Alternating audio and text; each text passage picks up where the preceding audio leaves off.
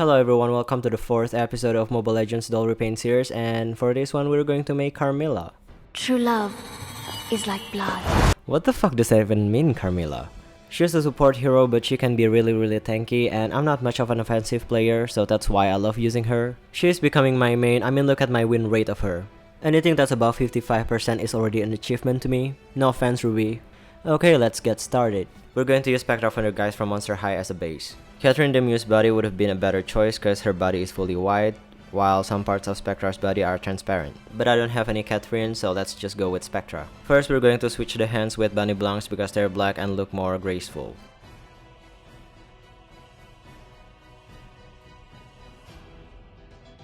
I love her current luscious hair, but it's not the right color or style, so we have to get rid of it.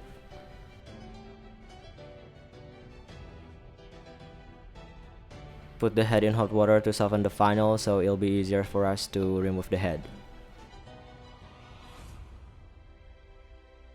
Then yank the head of the body and scrape off the stubble. Pull out the remains from the neck hole.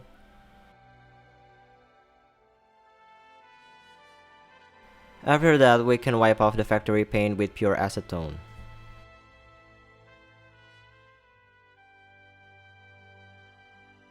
Using a utility knife, I take out the seam lines and molded underwear.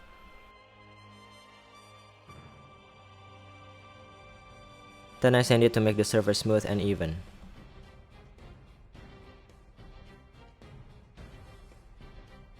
I paint most parts of her arms black with acrylic paint. And these aren't gloves, her arms are just like that. Does she have bubonic?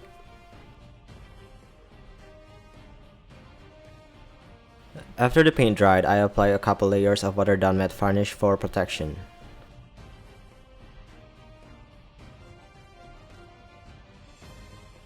I also apply it to the parts I sanded because they become more receptive to dirt.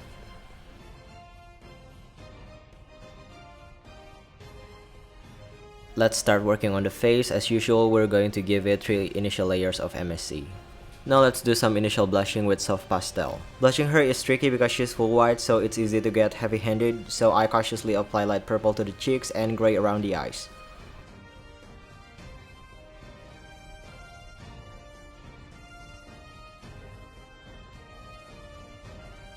I spray the face again with MSC and I start mapping the eyebrows and lips. She has this concerned melancholic expression, so I make her furrowed brows with black pastel.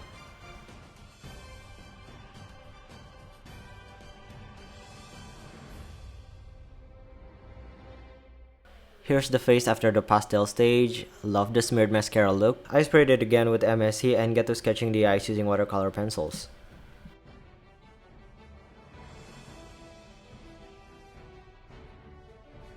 When you're satisfied with the shapes, you can fill in the colors.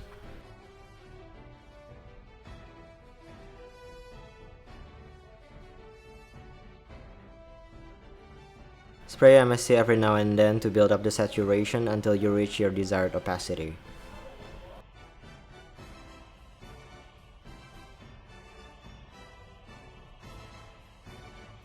I applied another layer of MSC and with a black watercolor pencil I do the eyebrow hairs, eye lines, eyelashes, pupils, nostrils, and lip line.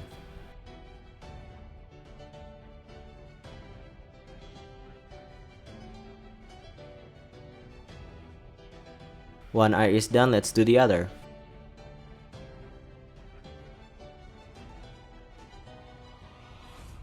Her lips aren't opaque enough, so I'm gonna fill them using the pencil.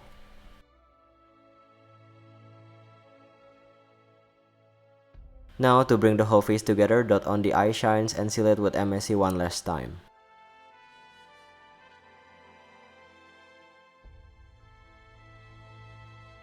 Moving on to the hair, I'm just gonna glue wefts on the scalp because I fucking hate rerooting.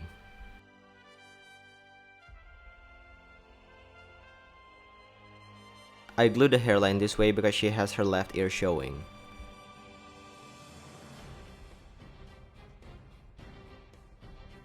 Now let's glue the part.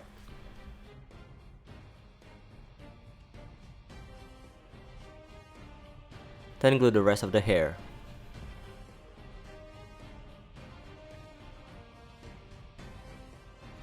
After you got the scalp covered, tame the hair with a damp toothbrush.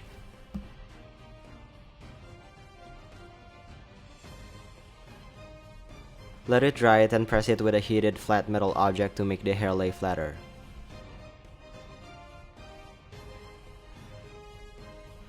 I use the same technique to style the hair but with a different tool. I use a metal rod.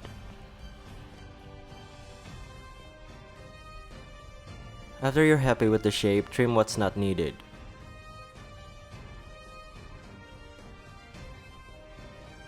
Here's what the finished hair looks like. It's uneven, but I think it looks great.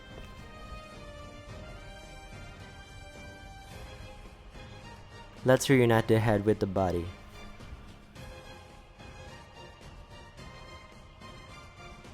Now we make her claws. First, I sand the hands to roughen the surface so epoxy would stick to it. Then I sculpt the claws out of epoxy. It's kind of difficult because the hands are just so small.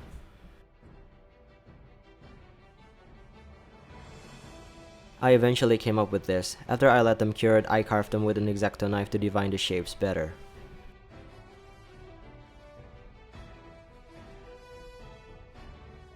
Then I paint all the surface black first.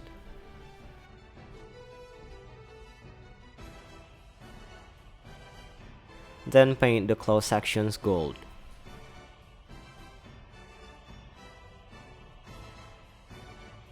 Then I apply gloss varnish to them. I apply the gloss varnish to the lips as well.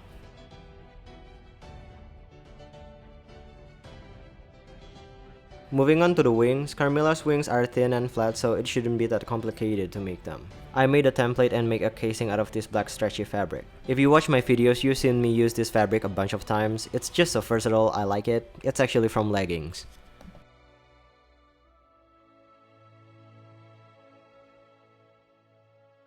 I sewed 2 layers of fabric together following the template and cut off the excess.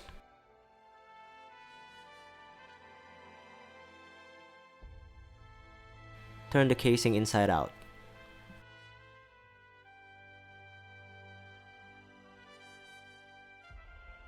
And then I ironed it flat and sewed 3 channels like this. I cut 3 pieces of wire and dotted on UV resin at the tip so they won't stab through the fabric, and then just insert them to the channels.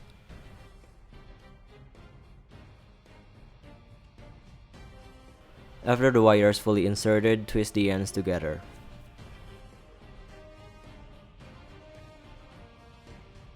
Make another one and you got a pair of posable bat-like wings. Now drill 2 holes in her back.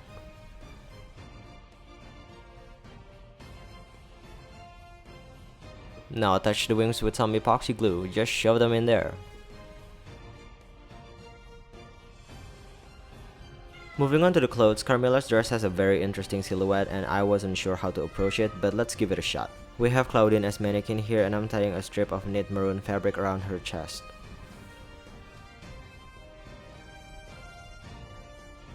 Make sure you tie the strip tight and then I apply several layers of watered down glue to the breast area. This will make the fabric stiff and follow the contour of the breast, so you won't have to sew darts. Sorry for overlapping here, I just thought it'd be time efficient. To make the vines that wrap around her arms, I need something that's flexible so the doll arms can still bend yet retains its shape. So I'm trying out this soft air dry clay to make the vines. This stuff takes a while to dry, that's why I'm multitasking here. I just rolled 2 snakes and wrapped them around the doll's arms.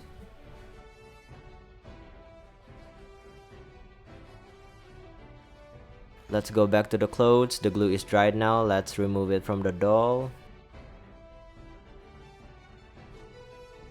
Cut it into shape. Here's what the chest plate looks like. The glue darkens the fabric, so to combat that, just glue the same fabric on top.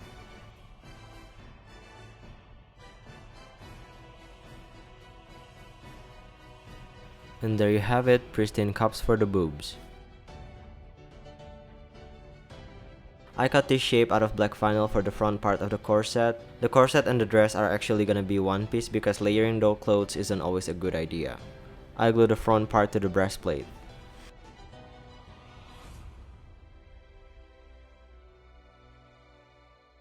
Moving back to the vines, the soft air dry clay has dried now. Let's see it with the arms bent. It works. Great.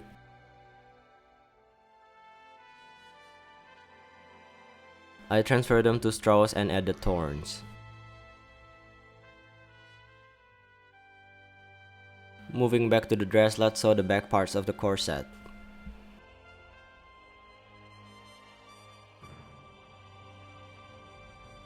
I cut the rectangles from the maroon fabric. These are for the skirt portion. I glue one of them like so. Trim the excess. Stick the other rectangle, slightly overlapping the one that's already glued. This creates the skirt slit. The slit actually goes above her thigh line. Damn, Carmilla, you let your pussy air out like that. I'm asexual and still have male gaze. Can you believe that? I should be ashamed of myself.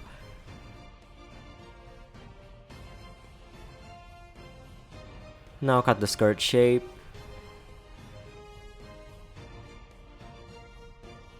Sew the back seams.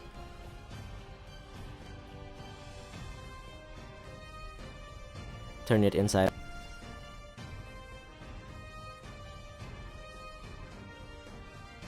Attach the snaps.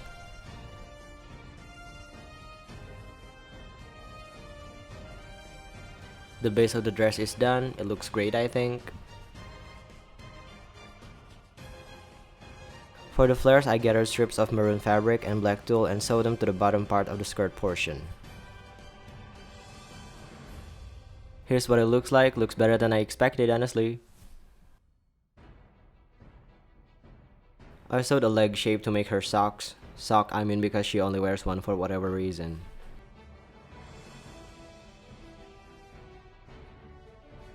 Then I make two slits following the original design.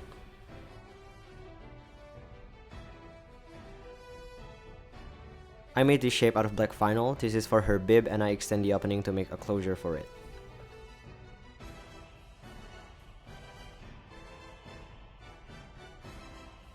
I made the color pieces and glued them around the neck hole.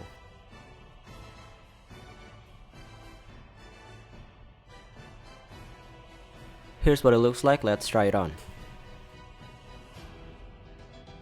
Since the tab is very small, we can use snaps, so I just use glue pad. I cut small pieces of elastic and glue them, connecting the bib and the dress.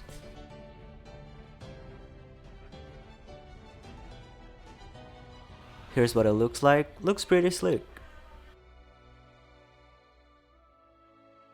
I take a piece of black vinyl and paint it gold. I make shapes out of it and glue them to the dress for the details.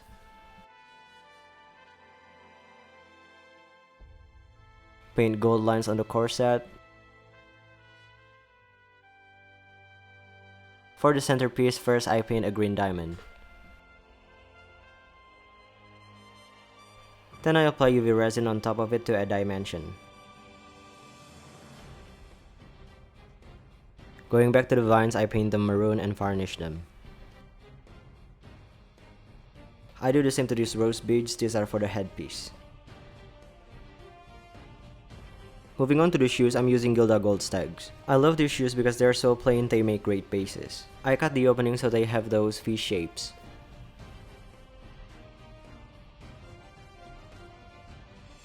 I paint them black. Add the gold details.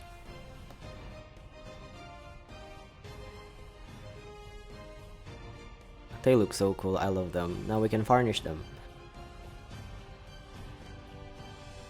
For the headpiece, I cut out a Batman logo out of double layered vinyl. I add pins and glue the roses.